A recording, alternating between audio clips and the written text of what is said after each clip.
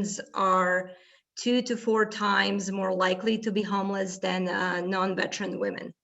So in Utah, as of January 2019, we had over 2,700 homeless people on any day, and this has been reported by the U.S. Department of Housing and Urban Development.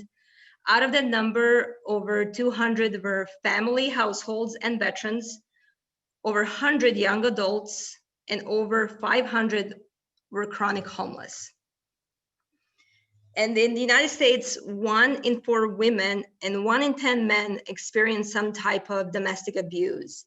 And in 2012, more than 3,000 men, women, and children seek shelter to just escape domestic violence.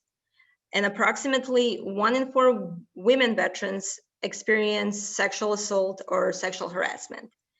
And in Utah, 1 in 3 women and 1 in 4 men have experienced some form of physical violence. So statistically, this is pretty high in Utah.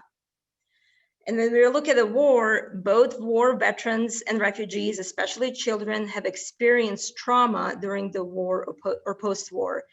And war can affect mental and physical health, not only during the events, but also after the events have happened, so many years down the road. So addressing these circumstances, such as homelessness, domestic abuse, mental health, or poverty, which I really haven't addressed, begins with addressing trauma. So trauma comes with what they call 3 E's, or circumstances such as events, like losing home, experience, for example, being in a war zone, or domestic abuse, and effects. So in general, what is trauma? And trauma results from an event, series of events, or set of circumstances that is experienced by an individual as physically or emotionally harmful or life-threatening, and that has lasting effects on their mental, physical, social, emotional, or even spiritual well-being. So trauma can be experienced individually or as part of a family or even community or larger social group. And it can also be passed down through generations, and it can be exaggerated by built environment and even architecture. So as I mentioned, addressing circumstances such as homelessness, domestic abuse, mental health, and poverty begins with addressing trauma. And addressing healing from the trauma begins with addressing the environment we live in. And in this context, it's about addressing architecture in which we live, work, and play. So trauma-informed design integrates the principle of trauma-informed care. And trauma-informed care is practiced by service providers such as Volunteers of America or the Road Home, and trauma-informed design is being implemented by architects and interior designers. So there are 6 key principles of this trauma-informed approach or care. And those are, I will briefly go over them: safety, trustworthiness, transparency, peer support, collaboration, mutuality, empowerment, voice, choice, cultural, historical, gender issue. So starting with safety, this is about feeling physically and psychologically safe. It is important not only programmatically, but also architecturally. So built environments should promote a sense of safety for everyone, both the people experiencing trauma and their service providers. And also every service or program or even a decision should be transparent to everyone. So both people experiencing trauma and service providers should build and maintain trust between each other. This can also translate into a built environment, such as providing space with transparency and allowing trust. And it is also important for those experiencing trauma to have a peer support, to establish and maintain safety, to build trust, and to encourage collaboration. So peer support also helps with housing stability, recovery, and healing. And relationship and partnership are very valuable. There is recognition that everyone has a role to play in this trauma-informed approach.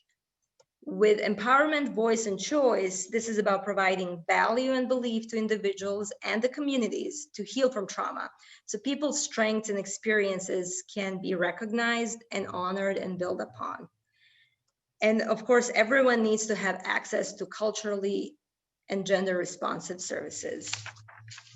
So trauma-informed design honors these trauma-informed care principles.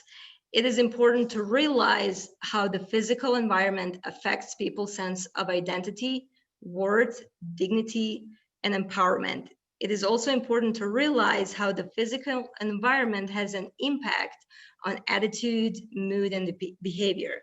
So there's a strong link between our physiological and emotional state and the physical environment. So the goal is to create spaces that are welcoming, safe, and that provide some degree of privacy. A goal is also to design supportive and healing environments to resist this re-traumatization. So I'm going to go over these guidelines and recommendations. So we have aesthetics, art, color, furniture, daylight, spatial layout, and visual interest. And starting with aesthetics, buildings need to be aesthetically pleasing and not institutionally looking. So visual complexity should be kept at minimum, and simplicity should be carried out not only throughout interior spaces, but also exterior spaces. So there should be a simple connection between outdoor and indoor. And this image here, this is from Bud Clark Commons. That's a permanent housing for homeless people in Portland, Oregon. And as you can see, it's very simple. It has a very clean connection between outside and inside. It's just a clean lines and kind of a simple interior architecture. The art is also very important. So art adds visual interest and can create a visual distraction. So art can also reduce stress, improve mood and comfort. So the art piece we choose should not have a meaning or be symbolic, because it could create a negative feelings that could trigger trauma. But we also need to consider where we're placing art. Is it out of reach behind the desk, or should it be more in public space rather than private space? And in this image, this is a Family Village, which is another resource center in Portland, Oregon. They use kind of wall art behind their intake desk. And then the color, of course, is very important. We need to avoid warm colors such as red and orange that may create this negative emotions and encourage re-traumatization. We need to choose cool colors such as blue, green, purple, because they have calming effect. And so the lighter color rooms are perceived more open and less crowded. They seem safer and more calming. So here, this is a women's center here in Salt Lake City.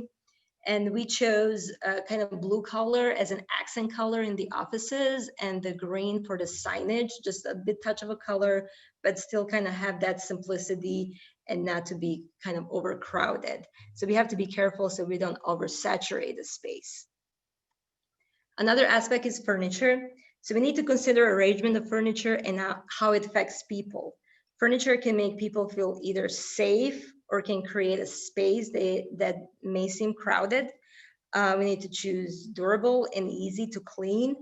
And so the seating can be arranged to increase socialization, but also to create privacy. So this is another example with Homeless Resource Center, South Salt Lake. So here the furniture kind of creates a number of small areas for socializing, but also allowing some privacy. We also need to allow people to be able to rearrange a chair or at least some small piece of furniture, for example, because this improves their sense of control and independency. Another big aspect element is, of course, daylight, lighting. So we need to think about how we are bringing natural light and how it affects people. So rooms with more windows and more natural daylight can make a space appear less crowded and more open. So quality of light is very important, such as color temperature.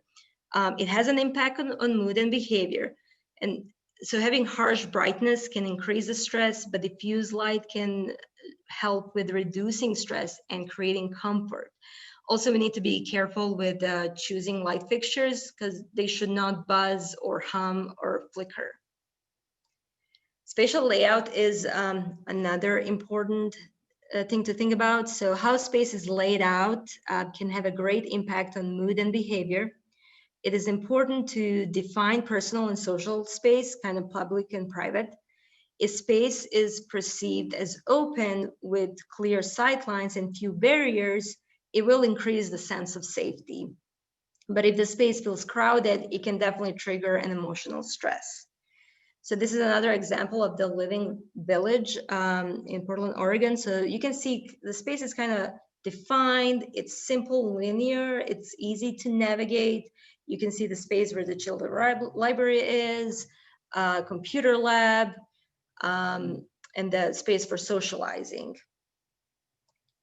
And the last but not least is the visual interest. And we can see here the tree in this courtyard. It creates kind of a visual interest, and it can create a calming effect. So either tree or some sort of painting can serve as a connection to nature, which is also calming. Visual interest can serve as a distraction from stress, but we have to be careful because too much of visual complexity. So if we have too much of this visual interest, it can increase stress and anxiety. And also we need to provide a clear sight line towards these visual interests. They are not to be obstructed. So why is this important? And why is trauma-informed design important? And the more people are exposed to physical, emotional abuse, neglect, discrimination, and violence, the greater the risk they have for chronic health conditions. So trauma-informed design can have a significant positive impact, and it can help us resist re-traumatization. So as architects, I believe it is our responsibility and duty to provide healthy spaces. We must think not only about healthy spaces within a building, but also outside, about healthy neighborhoods, cities, and towns. So as we are designing, we need to ask ourselves, how are we reducing or removing environmental stressors? What spatial qualities are we providing to engage or disengage people in a dynamic environment? What spatial qualities are we providing so people can gain their sense of identity, worth, dignity, and empowerment? How are we providing and promoting connection to the natural world?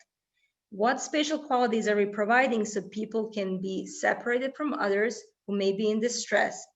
And what spatial qualities are we providing to promote the opportunity for choice while also balancing programmatic needs, safety, and comfort? So that is the end of my presentation. Thank you.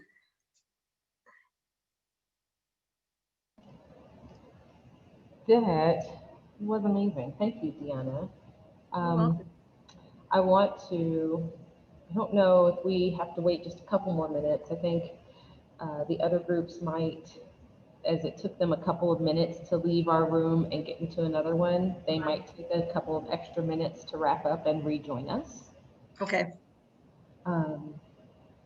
And I guess we can entertain any conversation you guys would like to in between. Any question and answer, perhaps?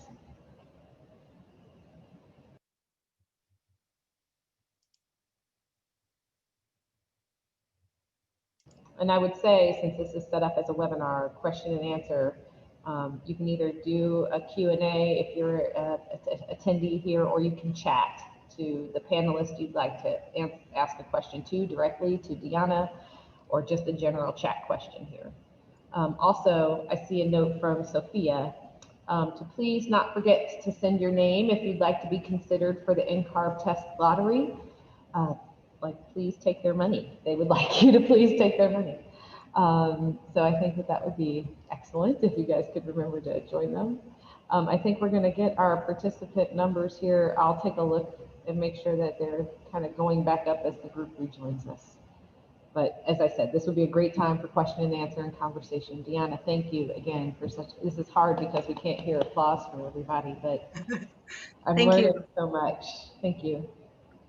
And I'm learning as well. This is just tip of an iceberg. There is a lot more to this, and we're all learning pretty much every day about this trauma-informed design.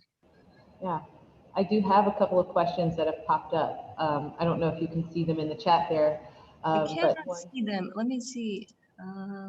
I'll tell you, I'll read it.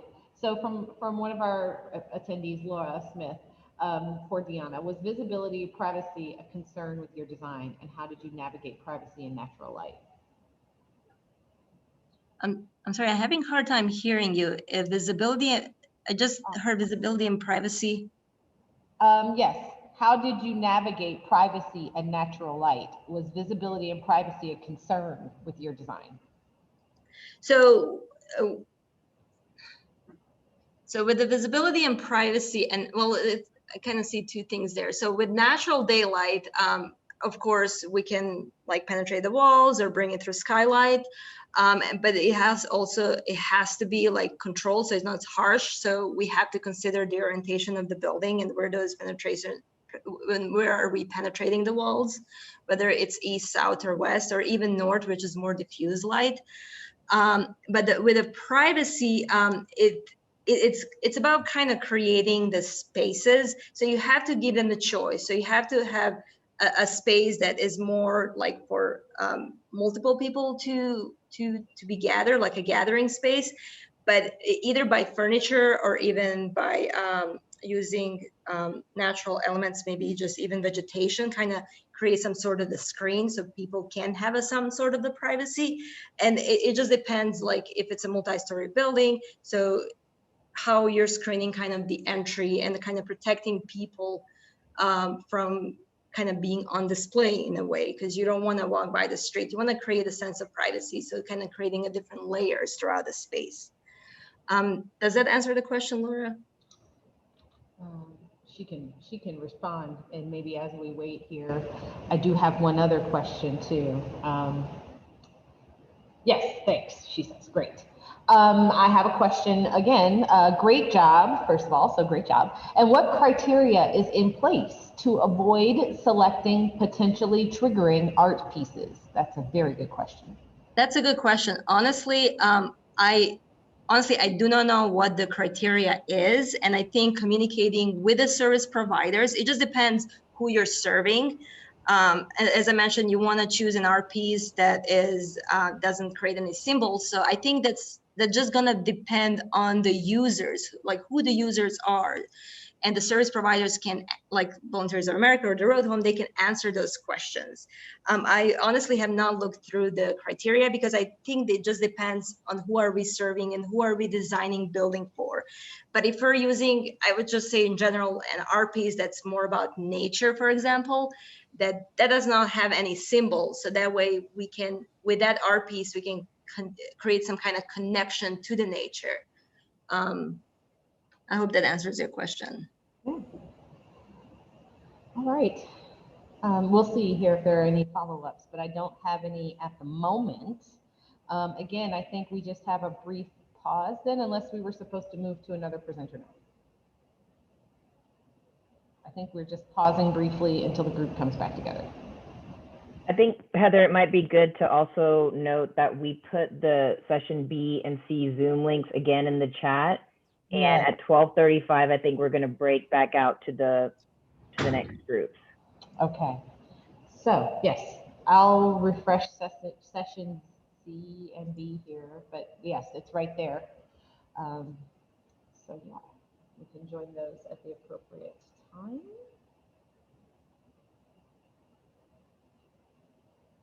All right, I'm just going to mute myself then, and we will wait on people to rejoin this room at the appropriate time.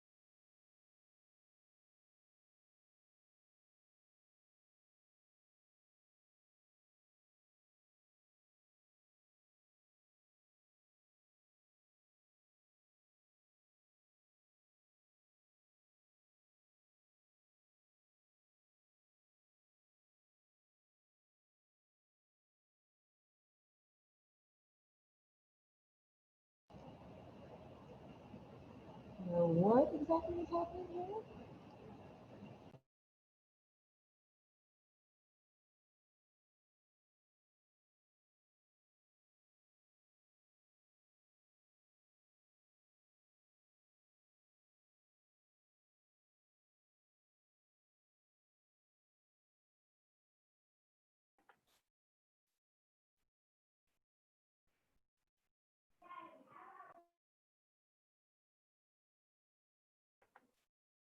I think a couple of the other groups, B and C, may be running a few minutes behind, but if we wanted to go ahead and get started on time, we can definitely do that if everybody's ready. And I would agree with that.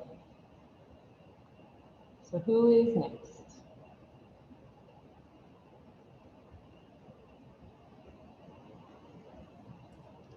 Will be me. I think we have Megan queued up here.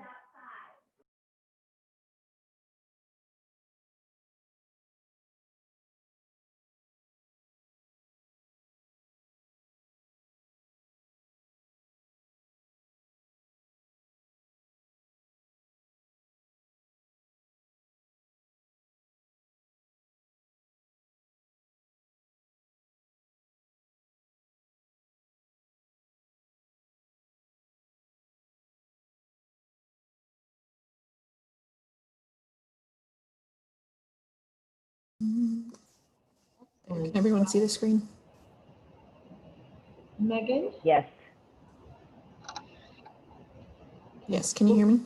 Yes, but you're pretty low. I don't know if you have a way to speak into your microphone a little louder. Is this better? Yes, thank you. Sure. We wait a few more minutes or are we good jumping into it? I think you can stay on time. If we're at 12:35, it's time to go. Perfect. So hey everyone, thank you for joining this lunch session. I'm Megan Recker. I'm a regenerative design specialist at ArcNexus, and we're going to talk about the regenerative and resilient design and how we start this analysis and this work into our projects. So our job ultimately is to lead and to show what can be done. We are responsible for the health, safety, and welfare of our communities and our environment. And I want to ask, what is the story we want to tell about our projects or our spaces? And what's the story you want or our client wants to tell? And for a long time, sustainability has been the word that everyone's used, but I think we've really meant regenerative design, where sustainability is the bridge and regeneration is the destination. And resilience is kind of in between the two of them, where it's a more adaptable and it's going towards the full regenerative design. So regenerative design is about healthy, resilient, and adaptability. And resilience is always about being able to survive and adapt and to grow no matter what kind of stressors and shocks they are. So I think it's putting out definitions. There will be no quiz at the end, but it's important to kind of understand the similarities and the overlap between these. And a lot of our more sophisticated clients during the contract procurement stages are increasingly asking us for or to provide assurance that we have a business continuity plan in place to continue work in the face of disruption and disaster.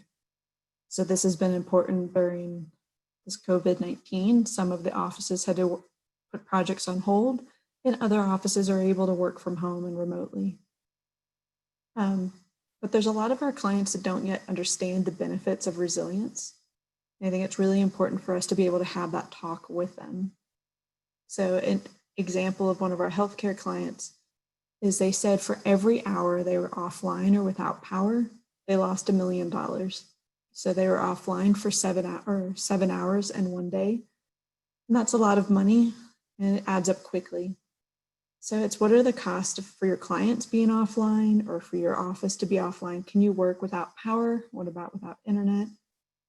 And this impacts all sorts of things, and it's like this ripple effect.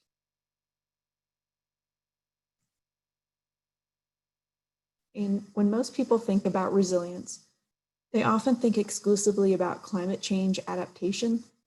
And while planning for climate change is indeed a critical part of resilience, it's only 1/3 of the bigger picture. True resilience in good design takes into account the social, economic, and environmental concerns, which we call like the C approach. So your social, you're looking at your population health, environmental justice, social equity, community cohesion, inclusivity of vulnerability. Economic, you're looking at your business continuity, economic stability, development opportunities, benefit cost analysis. And then environmental, you're looking at strategies to balance the natural and man-made systems and environments.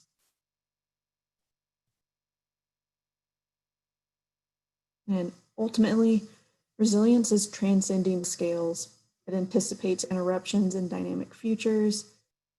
And if your most vulnerable population is not resilient, your community or your city is not either. And so this is where we really start looking at diverse and redundant systems, as well as simple, passive, and flexible systems. Because resilience or design, it's not absolute. It is always evolving and it's always changing, which is beautiful about it. Okay, now into the fun stuff. We typically start with any new project we have. What are the, just understanding what's going on. We ask the first 3 questions. So what are your climate projections in your project location? What are its vulnerabilities and cascading consequences as a result of those projections? And then how does your design solution address these vulnerabilities? So to start out, we typically use the National Climate Assessment Report. Here you can look at your geographical regions. So Utah is in the Southwest, and you can go through and it shows like big picture ideas. So maybe it's increasing heat and increasing drought, maybe it's food scarcity, maybe it's increasing cold fronts. So depending on your project location, you'll start to see these large ideas and how it impacts design. Also understand that your ecological regions don't have boundaries like our state boundaries. So depending on your location, it's important to look at both. Like if you're located in Texas, you're going to want to look at coastal issues as well as some of the Great Plains. So I think that's important to know that not all of the systems have boundaries, but you can see these big picture ideas. So these are the heavy precipitation events. So heavy rain that's not from a hurricane or sort of like a tsunami. So just like your regular rain events, this is how much more or less rain is coming. And then the image on the left is really talking about temperature change and the increasing temperatures. So once we have this big picture idea of what's going on, we go to the Climate Explorer toolkit. This, you type in your zip code and it's going to pull up the weather station data for that area. And on this, you can search through, your cooling and heating degree days. So how much of the time you need to have air conditioning or heaters. You can also look at the growing degree days and if there's modified days, as well as heavy rain events. And you can toggle through, you can see like the historical data. I think it goes from like 1950 all the way up to 2100. So you can kind of see the climate projection. So in our case, we're looking at the extreme heat where your temperature the max temperature is above 95 degrees. This is important because your most vulnerable populations are more likely to have heat-related illnesses or deaths, as well as disease spreads faster if there are higher temperatures, and 95 degrees is kind of that special point, but you can look at days with 100 degrees or even 105 degrees. So this is kind of understanding more detailed specific stuff to your project location. And then we also look at understanding the challenges. So acute shocks are the quick impacts for extreme events. This is typically like, you think of your hurricanes, your tornadoes, earthquakes, but you also have your blackouts, you have business closures, cyber attacks. And we look at these, there's a much longer list. This was developed by the Rockefeller Center for the 100 Resilient Cities. And then there's also your chronic stressors. These are the lingering impacts from repeated exposure to social, economic, and environmental problems. And so you can't just say, or just look at like the acute shocks where it's the big event. There's always other underlying issues going on too that can increase the severity or the impacts of the other systems. So this can be, large homelessness. This can be increasing poverty, or we could be in a recession, high unemployment. It can be the air pollution or water and food scarcity. So it's understanding these. And for this, you can go to FEMA's site or NOAA, and you can look at some of their charts. You can look per state and then by county and see kind of the issues that we're going through. I was surprised to see 2 biological disasters or events in Utah, but they are both COVID. One I think is COVID and the other is COVID-19. So that was something that you look into, and then if we were presenting this to a client, you would explain that, what's going on or when these events are. But with the shocks and stressors, I think one of the important things is to have these conversations with your client and your stakeholders. So this can be as simple on a large Post-it note or on a board, you're writing down the shocks and stressors, and your design team has an understanding of the big picture climate issues in your region.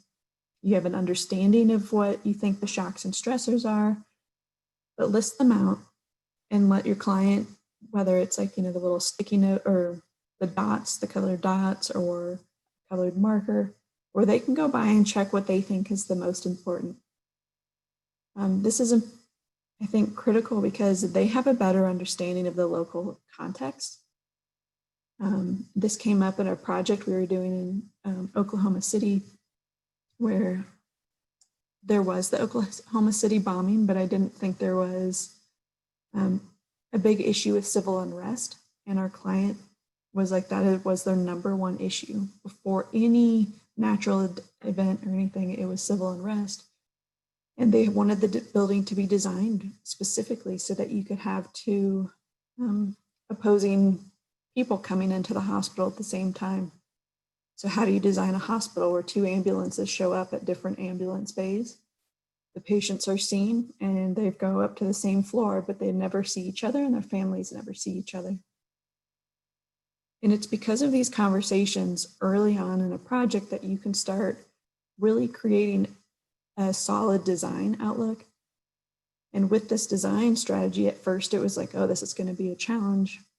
But it was a great opportunity because we were able to zone the building. It was kind of mirrored, but you can zone to the left side and you have the right side. So if there's a severe weather event or a blackout in a city, and you're already running on backup power and generators, you can consolidate hospitals or buildings to power one side or of the building. So half of your building has the power and AC and the other half doesn't. You can consolidate down on floors.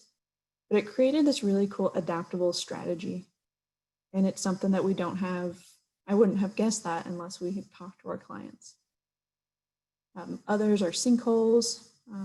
Some areas you might have ponding of water in different areas, even if you're not in a floodplain, and that's something that we need to know and your client might be more aware of. So this is more of an interactive thing, and this is really building up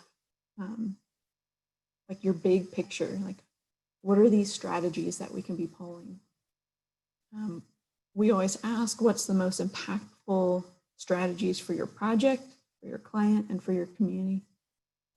And break down, because we might have, say, 100 strategies that we want to do on every project, and it's sometimes we can't either afford them, because they say like resilience really adds like a 15 or a 5 to 12% cost increase on some of the strategies, depending on what we're looking at. I don't know how many of you all were impacted by the power outages last week. This is something that we've been working with cities across the country on creating more renewable and islandable microgrids or the energy source. So it's a a way to reduce the strain on the whole city's electrical grid, and that maybe if it's a hospital, you'll probably have your own microgrid, but it could be a community, like a neighborhood and a community is on one. So that if one of the lines in your utilities get disrupted by, say, a transformer that goes out, it doesn't disrupt the whole entire network of utilities. And so that other microgrids can start supporting different neighborhoods too. And it's looking at that redundant and resilient system. There's bidirectional car chargers where you can charge cars during the day. And then if there's a power outage, you can pull the battery or the energy from the battery and power the building, or it could power the street lights and other things. So there's all sorts of systems that are out there, and it's really designing with these early on and making these decisions as soon as we possibly can. We also will be looking at a lot of the water systems. In healthcare, this is really important, having redundant supply water and exhaust water, because if one of your systems or your lines is disrupted, that's going to be impacting all of your other systems, and then it soon becomes a really big or a cascading issue. And then shelter and power outages. This is one that we're all going through a global pandemic at the moment. And many of us have been able to work from home pretty comfortably, which I think is incredible. And it's been a really neat, resilient strategy. There's a bit of a learning curve for everyone to figure out Zoom and how to hold client meetings and other things. But we're now working from home, and a lot of our buildings are empty. But during an emergency, like if you're able to design your like business continuity plan and your resilient strategies, your building could function as something else. So it could provide refuge or charging stations for first responders. You could be, I think a lot of hospitals have partnered with different organizations and businesses. So shopping malls, movie theaters, areas with large parking lots. Hospitals have planned who they will go to if there's an overflow of, patients and things. And that's something that we need to think about, is that our buildings are always changing our needs, whether we're remodeling it for a different purpose, or if it's something just simply, it needs to be a different function on the weekend. If our parking lots can be farmers markets and other things. So from pulling all that data, the climate issues, working with the client on what their big impacts are, that's where you start working with your other design teams, your engineers, your energy modelers, and see what are the passive strategies. Can we have passive survivability? And then what are the active systems we need? If you have like chilled and heated slabs or like floor slabs or beams, that keeps your building a lot cooler, a lot warmer for longer, depending on which one you want, if you're heating or cooling. But there's all sorts of systems that go hand in hand with each other that from the early analysis, this is going to strengthen your whole design. So with that, I think, I'm not sure the time, I might be almost over, but I would like to open it up for questions. If anyone has questions and answers before we go back to the big session.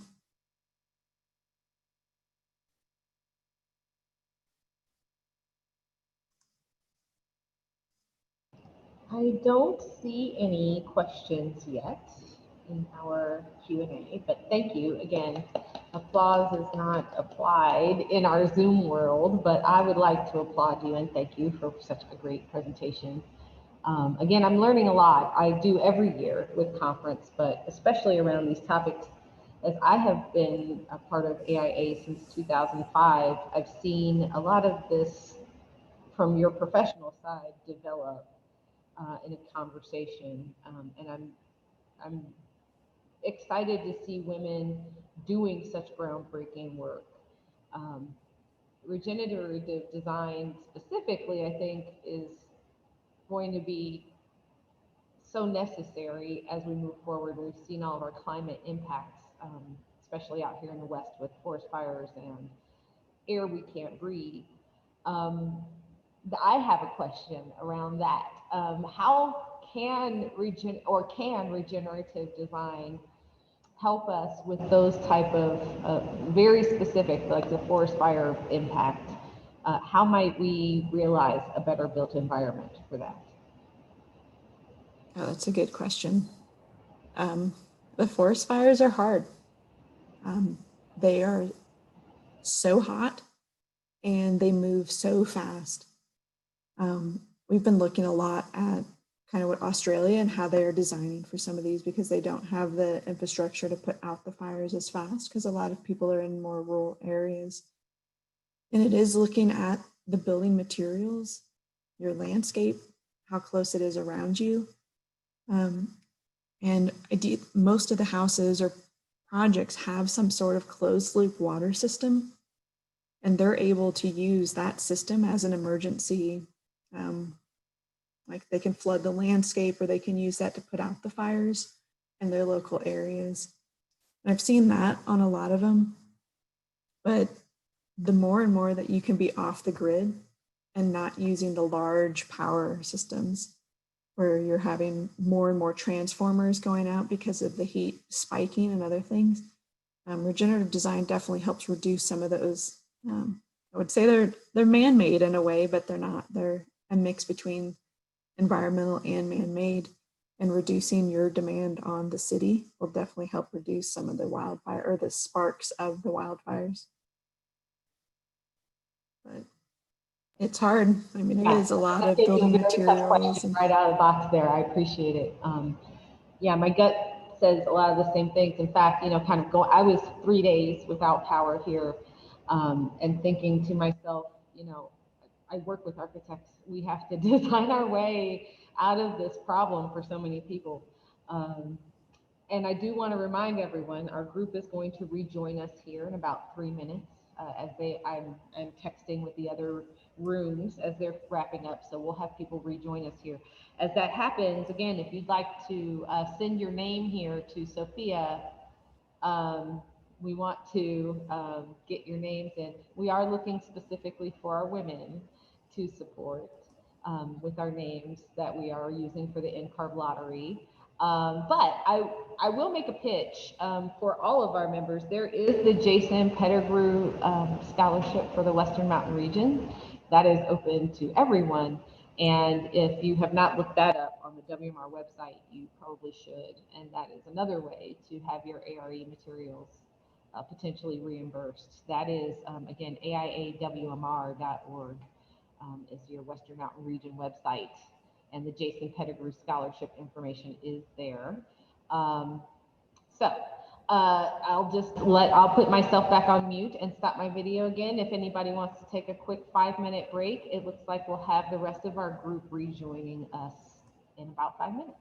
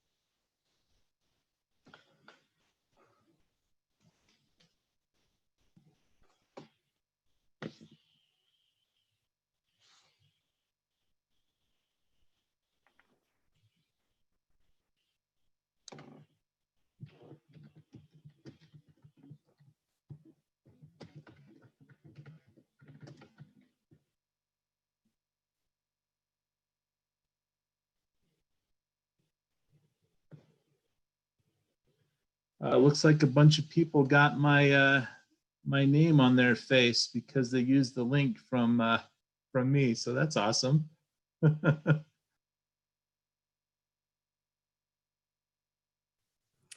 Oh, yeah, I saw that. I was like, okay, good. Incognito. Maybe there will be a lot of people out there that will get stuff done today because, you know, I learned to clone myself. Yeah, I'll have to switch the panelist situation. Thank you, Sophia.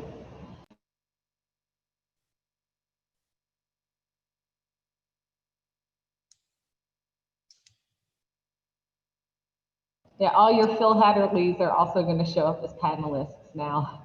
So we're going to see a bunch of faces here at the end. That's fine. Maybe that's fine, I think, for everybody to rejoin. So everybody whose face can be seen, and maybe I can turn on everybody's, and that way we'll all be on equal footing. Is Celestia back with us to do the drawing that they wanted to do? Or is that's with you, Sophia, right? Yeah, we're just gathering up all the names and we'll do that here in a second. But yeah, we'll wait for Celestia as well. Awesome. But if anybody has not submitted their name yet and they want to be considered for the NCARB lottery, please go ahead and just put your name in the chat and we'll put you in the jar. We have a few names here, so send them along. We want to give you money. Take our money. Yeah, please take their money, please. Let's do it. Okay, I'm just promoting people to panelists now so you can see faces if you'd like to, since we're going to draw money. How bad is that, I guess? Everyone won't be co-hosts. I think the people who are co-hosts are still co-hosts, and that's fine.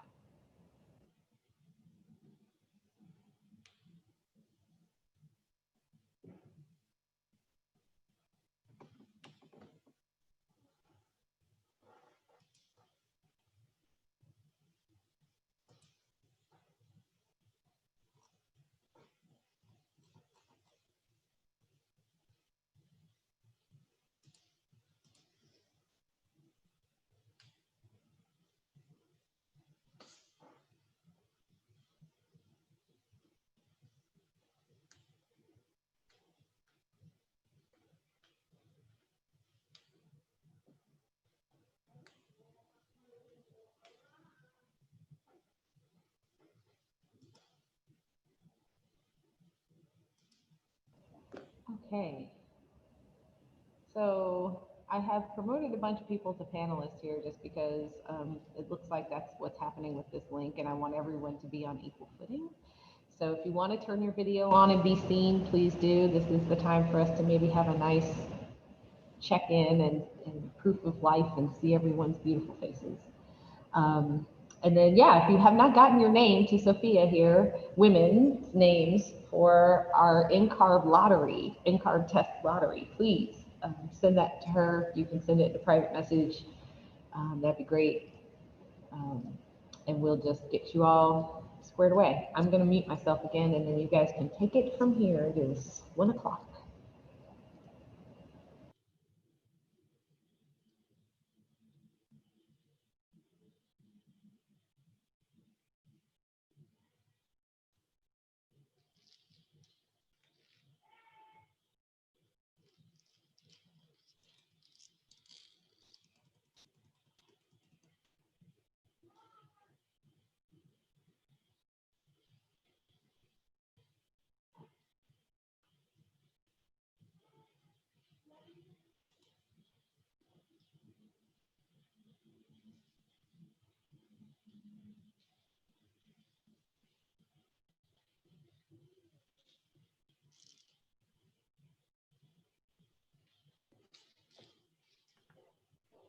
Okay, I'm just trying to see if there's any stragglers out there.